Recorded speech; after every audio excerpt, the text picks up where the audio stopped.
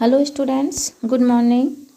Lesson 13, The Elephant and the Pot. हाथी और घड़ा. Once there lives a potter named Velen in a village called Polior. एक बार की बात है, एक कुम्हार जिसका नाम वेलन था, पुलियर गांव में रहता था. He was making arrangements for his son's wedding. वह अपने पुत्र के विवाह के अरेंजमेंट कर रहा था. He planned to have a grand procession on night of the wedding. और उसने प्लान कर रखा था कि एक बहुत ही बड़ा जो है ना प्रोसेशन, बहुत ही बड़ा समारोह होगा रात में, विवाह के रात में जो है वो बहुत सारे लोग आएंगे. He wished to take his son and the bride on an elephant's back round the village in procession. और उसकी इच्छा थी कि वह अपने पुत्र को, है ना, एलिफेंट पर बिठा करके पूरे गांव, ठीक है, पूरे गांव में घुमाएगा.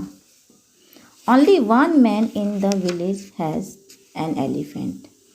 एक ही व्यक्ति था उस गांव में जिसके पास एलिफेंट था, द मनी लैंडर, और वो था money lender, Manik Chand.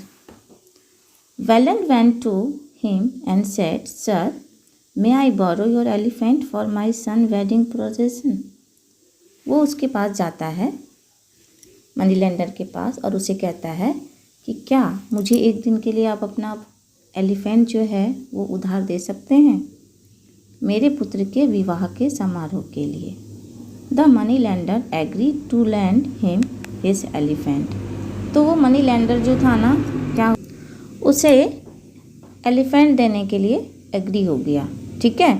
On the day of wedding the bride and bride groom went riding on the elephant. तो विवाह के दिन जैसे उसकी इच्छा थी कि वो दोनों जो है वो बैठ करके उसे गांव में घुमाएगा, तो दूल्हा और दुल्हन जो है वो उसके ऊपर सवार हो जाते हैं एलिफेंट पर.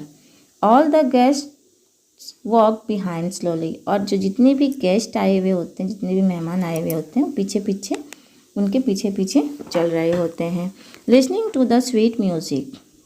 What grand procession it was. कितना बड़ा जो है ना समारोह है, कितना बड़ा इन्होंने ये प्रोसेशन रखा हुआ है. How happy everyone was. कितना खुश है सब कोई. After the procession when Velan was taking the elephant back to Manik Chand house. तो समारोह के बाद वेलन जो है एलिफेंट को मानिक चंद के घर पर वापस करने के लिए जाता है. The elephant suddenly fell down and die. तभी क्या होता है कि एलिफेंट जो है ना वो गिर जाता है और मर जाता है.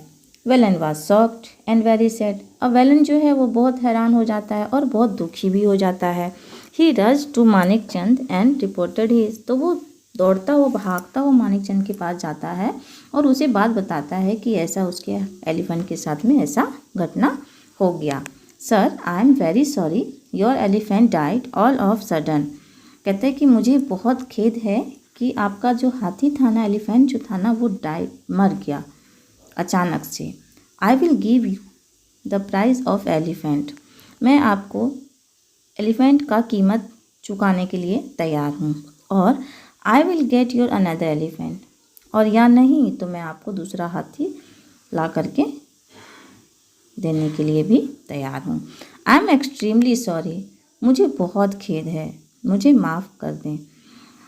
मानिक चंद वॉज वेरी सैड. मानिक चंद ये कहते बहुत उदास है, बहुत दुखी हो जाता है. But did not agree to take money from Velan.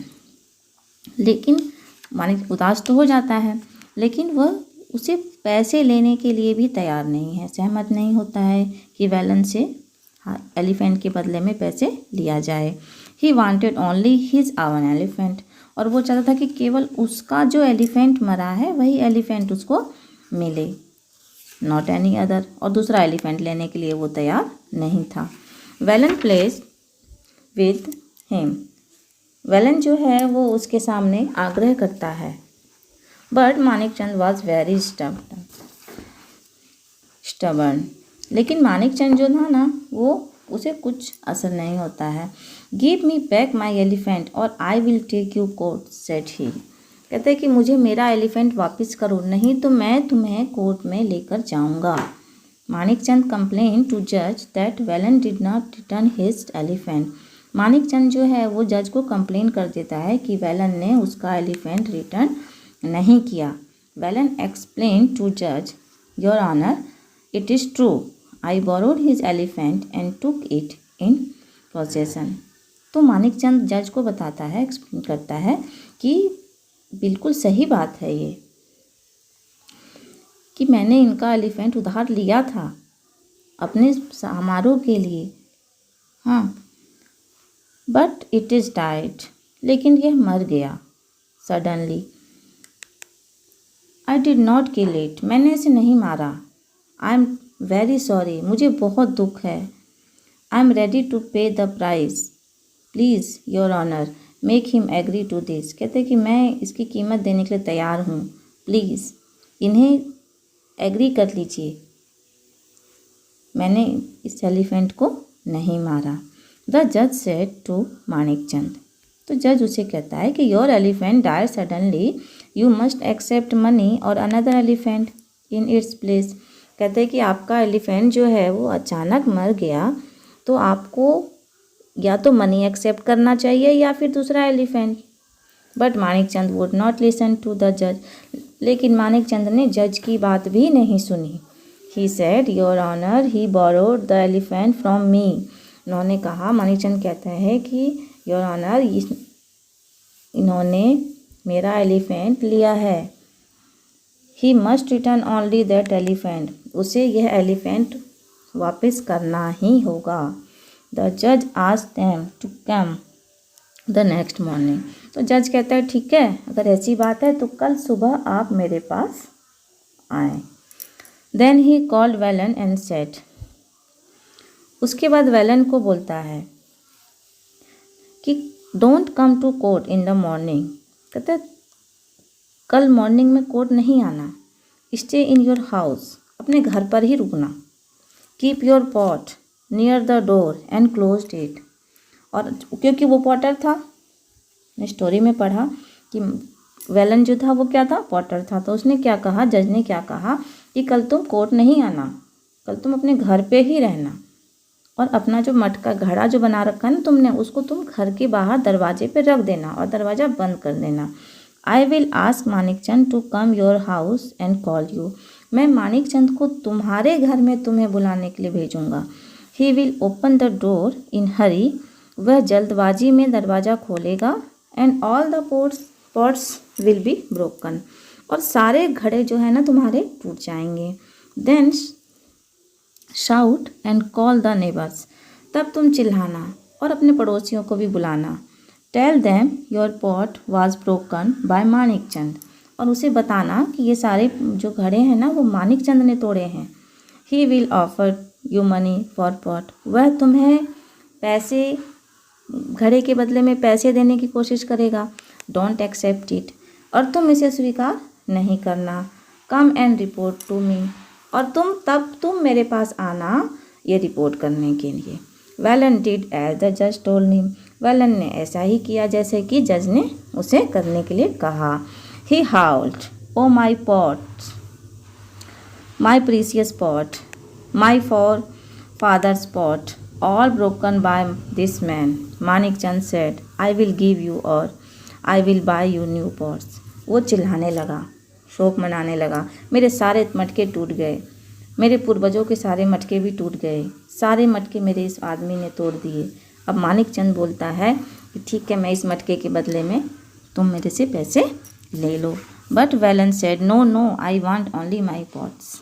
लेकिन वेलन ने क्या कहा, नहीं नहीं, मुझे तो मेरे ही घड़े वापस चाहिए। They are my family property, वो घड़े मेरे फैमिली के प्रॉपर्टी है, मैं पैसे नहीं लूँगा। I will take you to court for this, मैं तुम्हें इसके लिए अदालत लेकर के जाऊँगा। द जज listen to Velan case, he turn the Manikchand and said, what do you say now. अब सारी बात सुन करके जज ने मानिकचंद से पूछा कि अब तुम क्या कहते हो? You must return the same pot to Velan. Manikchand realise his mistake. कहते हैं कि क्या तुम उसके वही घड़े वापस कर सकते हो? तब मानिकचंद को अपनी गलती का एहसास होता है। द जज said, if you return the same pot to Velan he will return the same elephant to you. तो कहता है कि अगर तुम सेम घड़े उसे वापस कर सकते हो तो वह भी तुम्हें सेम एलिफेंट वापस कर सकता है। दिस वॉज इम्पॉसिबल, और यह तो असंभव है। Poor Manikchand had to go away without getting anything. तो बेचारा मानिकचंद जो है वो बिना कुछ लिए वापस चला जाता है। He lost his money because of his silly obstinacy. और उसके जो मनी है वो भी खत्म हो जाता है उसकी मूर्खता के कारण।